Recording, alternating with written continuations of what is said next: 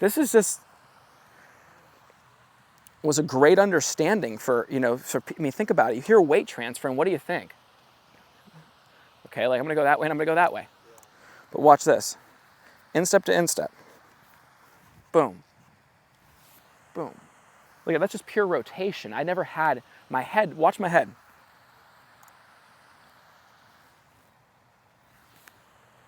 It's staying between those lines. It's not moving this way and that way.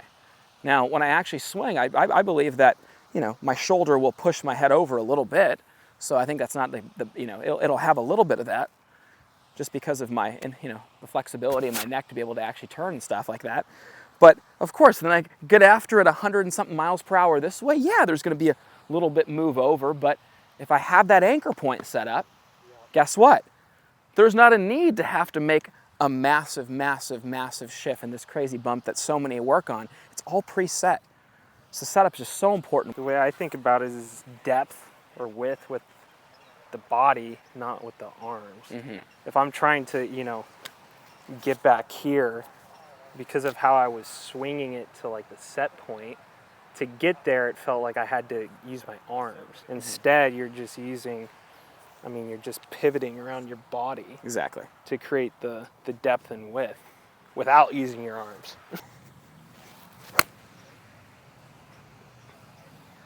Here's the thing, when you're pacing your hands, body together, and the turn is happening with all of that moving together, that pressure builds into that heel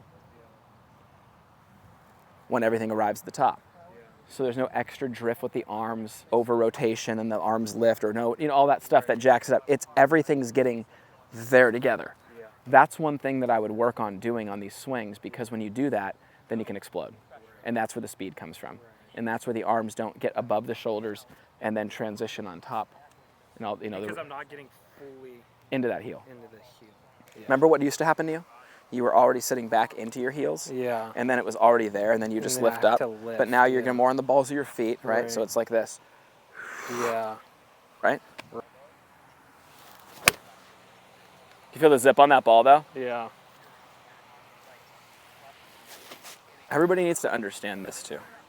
If I'm standing here like this, and I'm a right-handed golfer, and I were to go like this, that doesn't help me turn. Yeah. It locks this out, and then I just do a reverse pivot, and I just crunch my back, and then it just crushes my back. Owie. If I'm straight up and down, that doesn't help me turn either. That's what everybody does, by the way. It doesn't help me turn, because movement this way at all typically moves this hip this way, and then it locks again. Yeah. But when you set the pelvis, look at this, dead square, and you create that post and that brace, and you leave your spine angle right where it is, it puts the body in a position to load and coil. Turn behind the golf ball without swaying, rotate and cover it and get to your front foot without sliding.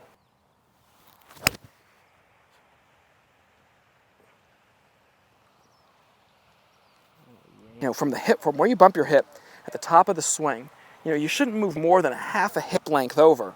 And you see people, off that anchor point and then having, a massive move where they're moving a hip to 2 hip lengths over. And that's where the hands become so overactive. And that's all because of the misinstruction of trying to move off the golf ball and transfer weight. Yeah. The weight transfer happens because your chest is simply rotating over the instep of the back and the instep of the front. Yeah. All because of the right setup, not because of lateral movement that's being forced in the swing. This buildup of getting over here. Yeah. This staying flexed, but still turning deep. Right. And then you can feel the pressure just roll right down the inside of that foot.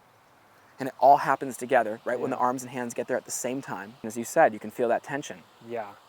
And just so anybody who questions this can make sure, when this stays flexed, it doesn't hurt your back. Right. You're setting your pelvis in the position to make it easier for you to turn. Yeah. There's it's no pressure here when this is done the right way to turn. We have a couple members we work with, 80 plus out here, that we set up that way, and they make bigger turns. And we have videos of them getting 20, 30 degrees deeper with their turn, no pain, as a result of just setting them up correctly. Yeah. Okay, but keeping that flex is big for the golfer who's looking to really keep that pressure and load.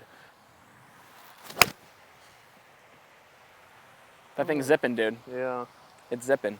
I remember Shrives was always saying that one summer AK had a swing thought of doing a 360, like he's on a wakeboard. So if you're going to be doing a 360, you know, you're getting like way over here, right? Mm-hmm. And then it's like the same thing like baseball or whatever, like to get the ground force to explode through it. So basically all he was thinking about was, you know, if you're going to jump, you're not going to jump from here. Yeah, right? exactly.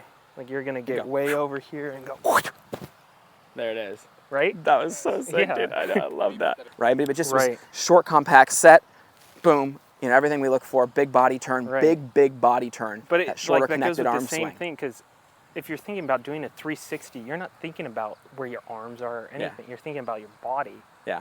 and just getting it as loaded as you possibly can to just make it natural to explode, you know, right through it.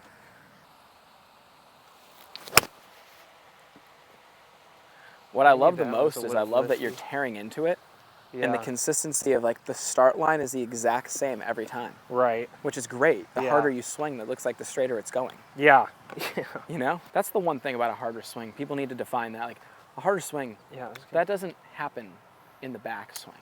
Okay, people typically what they do is they get after it in the backswing. The arms and hands get fast right away. They pass the body center, and then the body jumps out in front, and it's just that disconnection, big high right shot or something. That's important to understand that when you're trying to hit it hard, I actually encourage my players be slower, be smoother in the backswing, because it gives it more of that bow and arrow analogy of just letting it wind up and getting back there to maximum tension. Wow. You got to get the shot tracer going on those last, like, you should put all 10 up, Kev, with like after each other and like show like it's like not gonna, it might be on the same line. Wow. Okay, when he sets up, notice how we worked on his setup. He's not back in his heels anymore. He's over the ball. Arms come down, club's at an angle. There's an angle here. This angle, even if the club was just turned back with no hinge, would still be somewhat of an angle.